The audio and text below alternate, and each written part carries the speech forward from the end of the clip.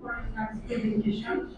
The floor is open for any question, comments, and for criticism regarding the presentation.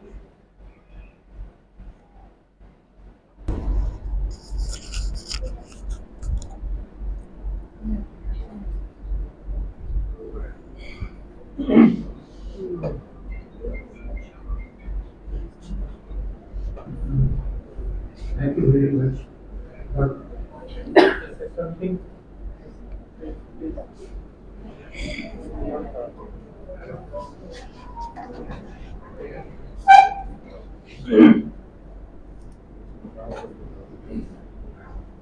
Thank you very much, for your nice presentation.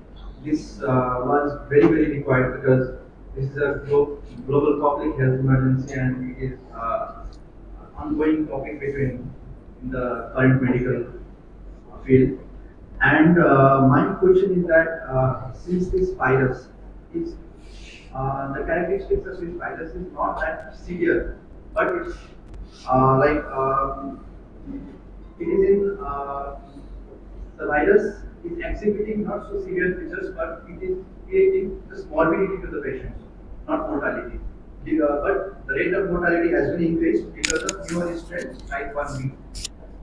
Ma'am, my question is that since the vaccine used in this virus is live attenuated vaccine, and the vaccine is does the vaccine include all kind of all the strains of virus, or does it include only one strain of virus? And how effective is the vaccine against other? If it is single strain of virus, how effective is it against other strains of virus?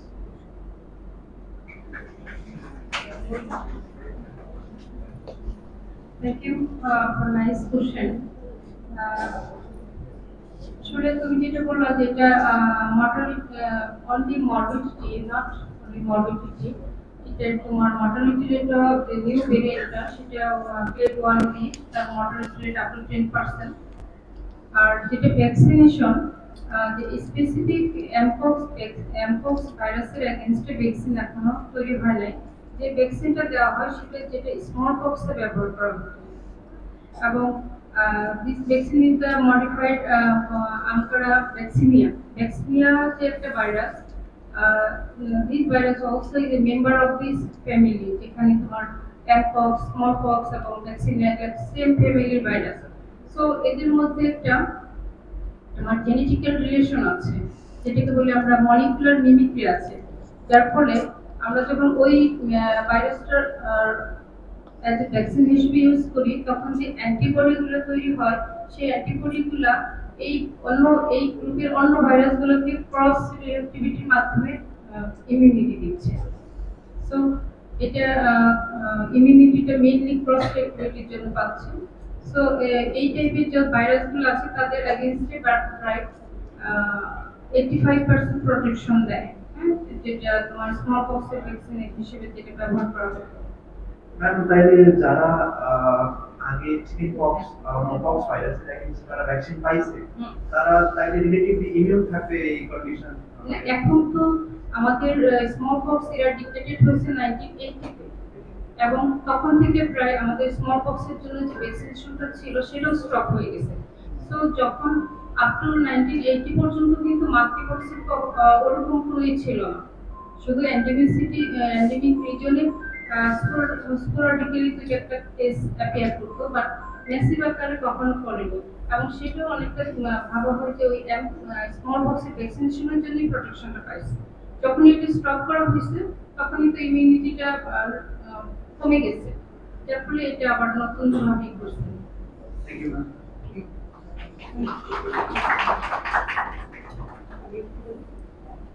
Thank you. Time demanding presentation. তাই না? Microbiology department থেকে নেওয়া। আসলে small pox eradicate হয়েছে কিন্তু জীবাণু যুদ্ধের জন্য স্টোর আছে। ওয়ার্ল্ডে হ্যাঁ হ্যাঁ জীবাণু যুদ্ধের জন্য স্টোর রাখা আছে। আমার এখন স্পিকারের কাছে প্রশ্ন, অল ডিএনএ ভাইরাস অন্তর্ভুক্ত, তাই না? মাইক্রোবায়োলজি ডিপার্টমেন্ট স্বীকার করবে এটা ডাবল স্ট্যান্ড ডিএনএ। এটা কি ধরনের অঙ্কোজেন প্রডিউস করে? Madam all DNA virus oncogene oncogenic নামে। যেমন বলো সাইটোমেগালোজিয়াল কার্সিনোমা, হেপাটাইটিস বি দিয়ে হচ্ছে হেপাটোসেলুলার কার্সিনোমা, আমাদের হিউম্যান প্যাপিলোমা দিয়ে সিএস সার্ভিক্স। তোমার এখানে ডাবল স্ট্যান্ড ডিএনএ বলতেছো যে আসলে অনকোজেনিক নাম জানতে চাই, আমি জানি না। ম্যাডাম আমি একটু বলি। এটা অনকোজেনিক না ম্যাডাম, অনকোজেনিক না ম্যাডাম, এটা এই ভাইরাসটা আমরা অনকোজেনিক। Thank you. অনকোজেনিক বলতে আমরা কি মিন করি? এই সমস্ত জিন রেসপন্সিবল ফর ক্যান্সার। তো এখানে ডিএনএ ভাইরাসের ভিতরে অনেকগুলো ভাইরাস আছে যেগুলো ক্যান্সার করে। এর ভিতরে কিছু আছে অনকোজিন আছে, আবার কিছু কিন্তু অনকোজিন নাই।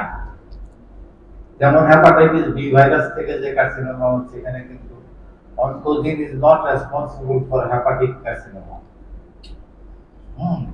তো এখানে স্পেসিফিক্যালি আমরা যে কয়টা জানি জেনারেল, যে প্যাপিলোমা ভাইরাস আছে, হেপাটাইটিস বি আছে, তারপরে অ্যাবস্টেন বার ভাইরাস আছে, এবং আপনার কি বলে হিউম্যান হার্পিস ভাইরাস 8 যেটা ক্যাপোসিস সার্কম অ্যাসোসিয়েটেড হার্পিস ভাইরাস।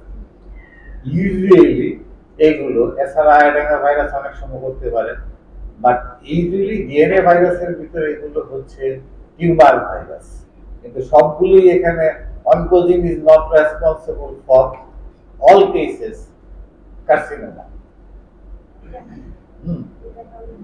এটা অনকোজেনিক ভাইরাস না। Thank you.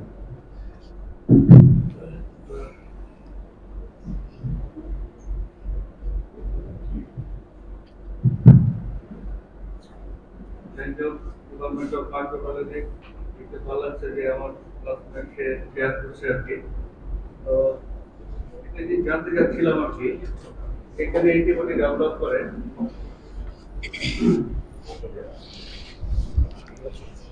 এখানে বলা হয়েছে যে IgM IgG ডেভেলপ করে। IgM হচ্ছে 5 days and then 8 days. Okay. So it may be vaccinated or by natural cure. By vaccinated or by clinical cure যেটাকে বলে। তাহলে আমি কিভাবে বুঝবো যে এটা ভ্যাকসিনেটেড? কোশ্চেনটা যদি এরকম হয়, এরকম specific or it is natural cure, একটু বলা যাবে? Thank you, sir. একটা হলো disease patient suffer from pox, আমার কোশ্চেনটা মনে হয় এটা ছিল।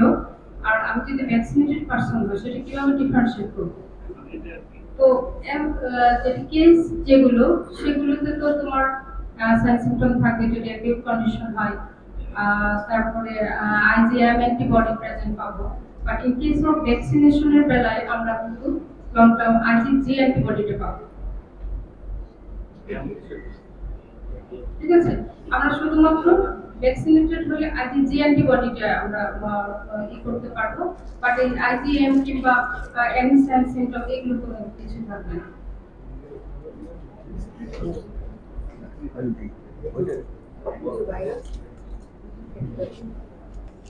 First, I'd like to thank Dr. Afrin for presenting a most alarming topic about monkeypox. My question is, because I have missed the initial slides, is it a variant of smallpox, this monkeypox? Sir এটার variant না sir, তাহলে হচ্ছে sir orthopox ভাইরাসের আন্ডারই sir smallpox and হচ্ছে sir মাঙ্কিপক্সটা। So, in case of these clinical features, we have seen that there is a presence of papules, macules, vesicles, pustules, and scab formation. So, how can you differentiate the smallpox and monkeypox in case of some clinical presentation? Sir in case of monkeypox sir মানে fever appear করার সাথে সাথেই sir হচ্ছে sir মানে রেস্টটা sir ডিজেপের করে যাবে। কিন্তু sir মানে in case of small pox sir এখান থেকে ডিফারেন্সিয়েট করতে পারি যে রেস্টটা স্যার মানে হচ্ছে ফিভার ডেভেলপ করার পরে রেস্টটা স্যার কিছুদিন পর হচ্ছে স্যার করবে ডিজেপেয়ার করবে। মেইন পার্থক্য স্যার হচ্ছে লিম্ফেট আর পেটি। Smallpox and monkeypox virus is a member of same family. তো মেম্বার অফ সেম ফ্যামিলি বলে যে তাদের ক্লিনিক্যাল ফিচার একরকম হবে এরকমও না। যেমন চিকেন পক্স ইজ অ্যানাদার ফ্যামিলির ভাইরাস, বাট চিকেন পক্স এর ক্লিনিক্যাল ফিচার কিন্তু লাইক এমপক্স এর মতোই অনেকটা। তো যেটা স্মল পক্স এবং এমপক্স এর মধ্যে মেইন যে ডিফারেন্সটা হলো যে in case of small pox এর বেলা আর্লি ইনফেকশন ডেভেলপ করে, যেটা স্মল পক্স এর বেলায় করে না। একদম ফিভার অ্যাপিয়ার হওয়ার সাথে সাথে এর আগে আপনি ইমিউন অ্যালার্ট হয়ে যাবেন। আর র্যাশের মতো কিছু পার্থক্য আছে। এবং এমপক্সের র্যাশগুলো সাধারণত লার্জ সাইজ হয়, আর স্মল পক্সের র্যাশগুলো একটু স্মল সাইজ হয়। দুটোই ডিপ হয়। মোর পাস্টিউলার হয় মনে হয় এমপক্স। মোর পাস্টিউলার। মোর পাস্টিউলার। আমি স্যার ভালো বলতে পারবো মেডিসিনের যে আরেকটা কোশ্চেন আছে যে আমরা যেমন স্মল পক্স ইরাডিকেট করে দিয়েছি, nowadays any vaccination program for eradication of mpox, any eradication program total global দেখুন এর জন্য কোনো ভ্যাকসিন এখন अवेलेबल না। this vaccine is not available. Is only developed country. So Thank you. Thank you, Department of Microbiology, and thank you, Chairperson. She was my brilliant student also. তো আমি প্রথমে chairperson বলছেন যে একটা ক্রিটিসিজমের কথা বলছেন, শুধু আমরা প্রশংসা করতেছি, আসলে সে প্রশংসার উপযুক্ত যে কি সুন্দর করে প্রেজেন্ট করছে। সামান্য একটু ক্রিটিসিজম করি, সেটা হচ্ছে যে প্রেজেন্টেশনটা কিছুটা মনোটোনাস হয়ে গেছিল। মানে এরকম মনোটোনাস না হওয়া ভালো, মনোটোনাস না হলে আরো সুন্দর হইতো আর কি। ধন্যবাদ। প্রেজেন্টেশনটা মনোটোনাস মানে এক তালে সে পড়ে গেছে আর কি, থামাথামি করে নাই বা কিছু এক্সপ্লেনেশন কিছু দেয় নাই প্রেজেন্টেশনের সময়, সেটাই আমি বলতে চাচ্ছি। Thank you.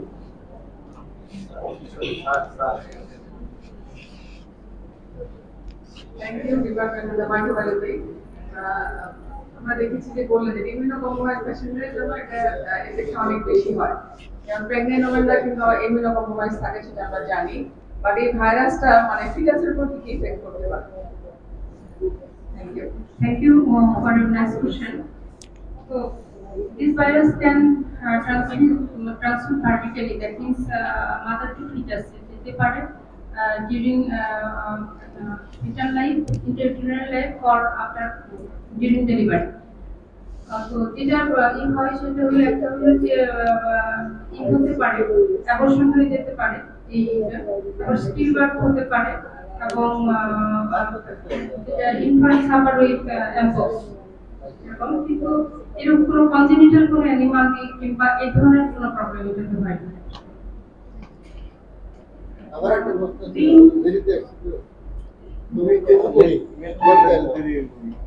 sorry for coming late, and of course is the technical error.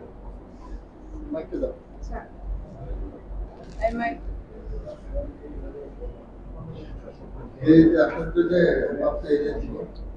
This is a technical error for coming late.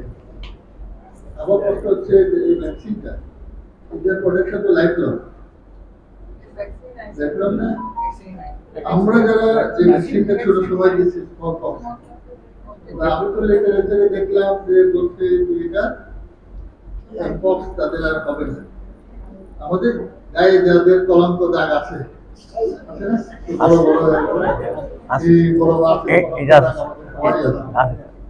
আমাদের গায়ে যাদের কলঙ্ক দাগ আছে তাদের এমপক্স হবে না, এরকম একটা কথা লিটারেচারে আমি পাইছি।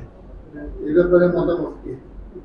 স্যার, স্মলপক্স ভ্যাকসিনে এমপক্স 100% হবে এটা বলা যায় না, কারণ অ্যাবাউট 80 to 85% প্রোটেকশন দেয় স্মলপক্সের যে ভ্যাকসিনেশনটা।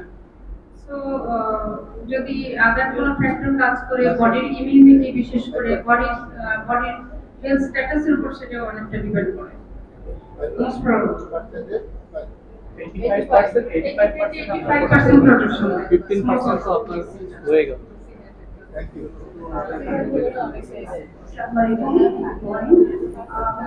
Monkeypox virus being an envelope virus, to one extent, simply by just washing hand we can prevent monkeypox. কি বললো? Since monkeypox is an envelope virus, to one extent, simply by just washing hand we can prevent it. এটা আমরা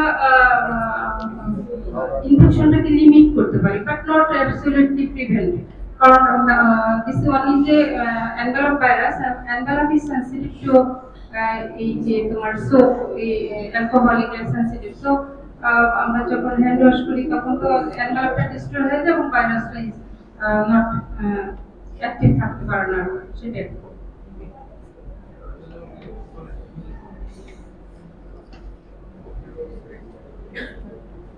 Thanks to the presenter. আমার একটা প্রশ্ন হচ্ছে যে যেহেতু স্মল পক্সের যে ভাইরাসটা আছে ভ্যাকসিনটা আছে সেটা হচ্ছে যে লাইভ ইনজেক্টেড ভ্যাকসিন এটা দেওয়ার পরে যারা ইমিউনো সাপ্রেসড কম্প্রোমাইজ পারসন সেখান থেকে কি আবার স্মল পক্স স্প্রেড হওয়ার বা নতুন করে ইমার্জ হওয়ার কোনো সুযোগ আছে? থ্যাংক ইউ এই এমবিএ যে ভ্যাকসিনটা এটি মেইনলি দেওয়া হয় MBA, that means I'm going to modified Ankara vaccinia vaccine data. আর এটার একটা ইম্পর্টেন্ট ক্যারেক্টার হলো this virus can not replicate within human sell so অনেক সময় এটা ইমিউনো কম্প্রোমাইজ পেশেন্টকে দেওয়া যায় এটা অন্য ভাইরাসের বেলায় দেওয়া যায় না কারণ এটা একটা এমন ভাবে এটাকে উইকেন্ড করা হয় কিংবা অ্যাটিনিউটেড করা হয় তার মানে এটার একটা তোমার আপনার ইয়ের ভিতরে রেপ্লিকেট করতে পারে না হোস্ট সেলের ভিতরে জি হিউম্যান সেলের ভিতরে সো এটা আমি অনেক জায়গায় পেয়েছি যে ইমিউনো সেই জন্য এটা অনেক সময় প্রেগন্যান্সিতে ইমিউনো কম্প্রোমাইজ পেশেন্টকেও দেওয়া যায় With permission of the chair, thank you very much for giving a good presentation with a good topic with a global emergency. Actually, monkeypox is now a very global emergency. We have to be aware of that. Yet we are not that much threat, but we have to remind in our mind that we have a lot of travels towards the world, particularly to Africa and Middle East. So we may have patients from with monkeypox and other. What is the most important thing? Is the vigilance team to set vigilance team in the airport or immigration setup. It has been already set up. Already 3 of suspected patients identified in the airport, and none of them are mpox. Basically, the first one, a Turkish person with pustules like rashes, they suspect first the case as monkeypox by the infection. They sent to the infectious disease hospital and IHCR, and after PCR analysis, it was negative for mpox. And this case was diagnosed as a pustular psoriasis. Number 1. Number 2, another patient coming from Middle East with rashes, like chickenpox-like rashes, but it was also suspected as a case of mpox. And after analysis and PCR, it was diagnosed as a case of chickenpox. And third case, Tamarin would be Mononite, but none of them were having diagnosis with mpox. So our vigilance team is there. We are aware of that, but all doctors and people should be aware of mpox. And mpox is not dangerous. Dr. Alok Jira bolche সেটা কিন্তু ঠিক না কারণ COVID-19 এর severity কত ছিল 1 to 2%. But why a lot of people are died because of the mass involvement. So mpox is 1 to 10% morbidity or mortality. So it is not dangerous, that is not true. But because of the less involvement, we are getting less mortality now. If we are not aware of that, it will happen. So that we have to be aware of that. But the good information or the hope for us is that we already have vaccines in our hand. That is the most important. So এটা হলো আমাদের জন্য সবচেয়ে কম ভয়ের ব্যাপার যে আমাদের কাছে ভ্যাকসিন আছে, ইফেক্টিভ ভ্যাকসিন আছে, আমরা যে কোনো মুহূর্তে এটাকে ম্যাস প্রোডাকশনে যেতে পারে, কিন্তু কোভিড-19 এর ক্ষেত্রে সেটা ছিল না। That was very much even আমরা কোভিড-19 এর চরিত্রটাই জানতাম, আমাদেরকে 1 বছর ধরে সেই চরিত্র আবিষ্কার করতেছে কিভাবে কি কমপ্লিকেসি আমরা ট্রিটমেন্ট করব, so that so we pass through but we will not be fear. That is the message. আমি সাথে যদি ঘোষণাটাও দিয়ে দিই, our next seminar will be organized by Department of Nephrology and then after Department of Orthopedics. হ্যাঁ, sir আমরা যারা অ্যাক্সিডেন্টেড আছি, good number of people আর অ্যাক্সিডেন্টেড, তো এই number of population hard immunity করবেন স্যার। একটা বিষয় হলো হার্ড ইমিউনিটি যদি হয়, লেন্থ যত যত বাড়তে থাকবে ইমিউনিটি কিন্তু তত উইক হয়ে যায়। তো এখন যদি আমরা স্মল পক্স ভাইরাস ঢুকে, তা কিন্তু মেমোরি সেল অ্যাক্টিভেট হয়ে খুব দ্রুত প্রোডাকশন করে, বাট এটা কিন্তু একটা cross virus, that means molecular মিমিক্রির কারণে সে কিন্তু ভ্যাকসিনেশন করে, সেটা কিন্তু আমি 100% আশা করতে পারি না, বিকজ অফ দা এটা কিন্তু ডাইরেক্ট স্মল পক্স ভাইরাস না, but it may have a protection, কিন্তু উই ডু নট নো ইট। এই ভাইরাসটা আবার খুব কুইকলি মিউটেশন হচ্ছে, কুইকলি চেঞ্জিং ভাইরাস। এটা আগে এখন WHO এর হাতে তো স্যার সব তথ্য এখন নাই, but they are heading doing research and gathering information. আমরা তো হয়তো ইন ফিউচার হয়তো আরো অনেক কিছু জানতে পারবো, বাট আমরা যদি কন্টিনিউয়াস স্টাডিতে থাকি তাহলে হয়তো আমাদের জন্য সুবিধা হবে। So sir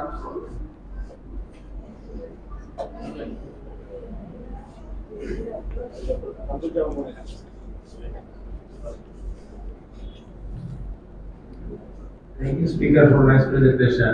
I have two small questions. Number one is, natural infection, can natural infection produce any immunity? Number one. Number two is there any possibility to do subclinical infections such as asymptomatic carrier state? Yes, Thank you for that question.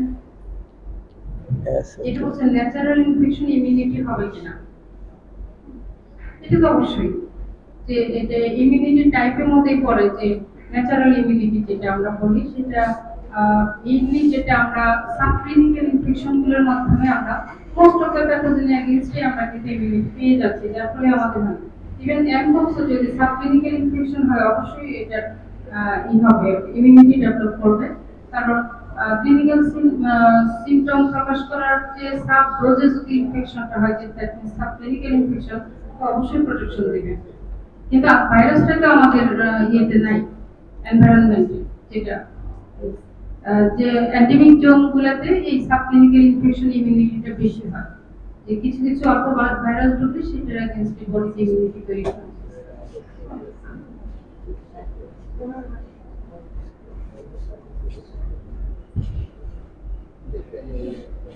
Doctor তৌফিক যে প্রশ্নটা করছিলেন small pox এবং mpox এর ভিতরে জেনিক্যালি একটা আমরা অনেকেই জানি ইম্পর্টেন্ট ডিফারেন্সিয়েটিং পয়েন্ট হচ্ছে লিম্ফ্যাডেনোপ্যাথি।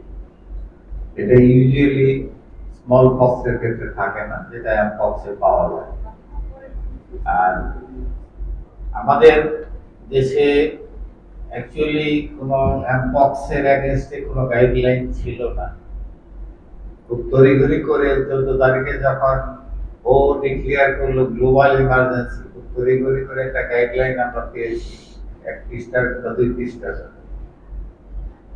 সেখানে সাসপেক্টেড কেস নারা যে ডেফিনেশনটা দিচ্ছেন সেটা হচ্ছে যে আনএক্সপ্লেইনড র্যাশ, এটার সাথে একটা অথবা দুইটা যে কোনো ফাইন্ডিংস থাকতে পারে, সেটা হচ্ছে ফিভার, তারপরে ব্যাক পেইন কিংবা সিভিয়ার হেডেক কিংবা লিম্ফ্যাডেনোপ্যাথি, এগুলো যে কোনো একটা কিংবা দুইটা যদি থাকে আনএক্সপ্লেইনড র্যাশের সাথে, তাহলে এটাকে আমরা সাসপেক্টেড করি এবং এটাকে কনফার্ম করা হচ্ছে পিসিআর অথবা কালচার দিয়ে, হ্যাঁ, এটাকে কনফার্ম করা হচ্ছে। তা আমাদের দেশে এই মুহূর্তে আমি যতটুকু জানি ইনস্টিটিউট অফ পাবলিক হেলথ, ওখানে যে ভাইরোলজি ল্যাব আছে সেখানে, এবং আইবিসিআর এ আমাদের এই এমপক্স এর এগেইনস্টে পিসিআর করা হয়েছে। Thank you.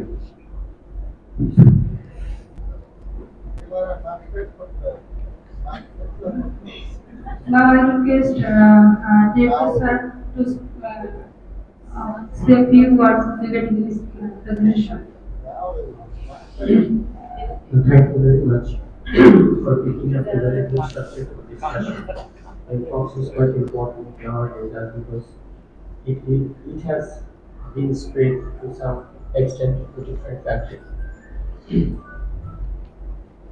Anyway, we have to be aware of it.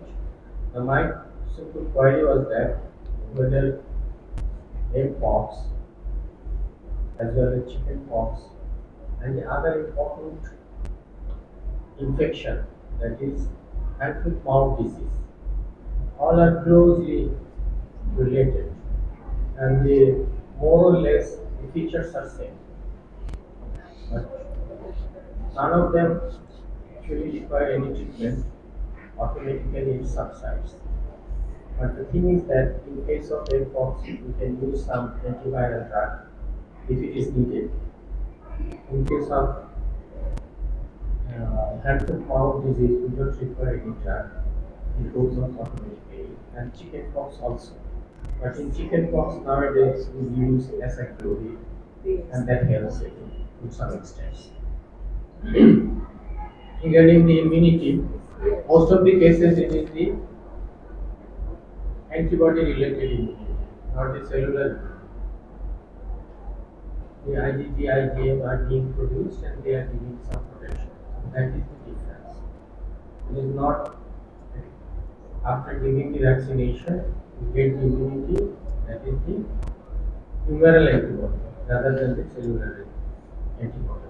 That is the difference. That's why vaccination has got some importance and it protects, and that is applicable for the high risk populations only. Those who are infected or those who are in contact with the infected persons, and the lab people and the health workers are the person who need these vaccines. Otherwise, it is not needed. As mentioned by Professor Abulo, that the vaccine is there, we can produce it. That was not possible in the case of coronavirus. Anyway, the presentation was good and the script was very good, and I must thank the department for picking up the right subject right there. Thank you very much.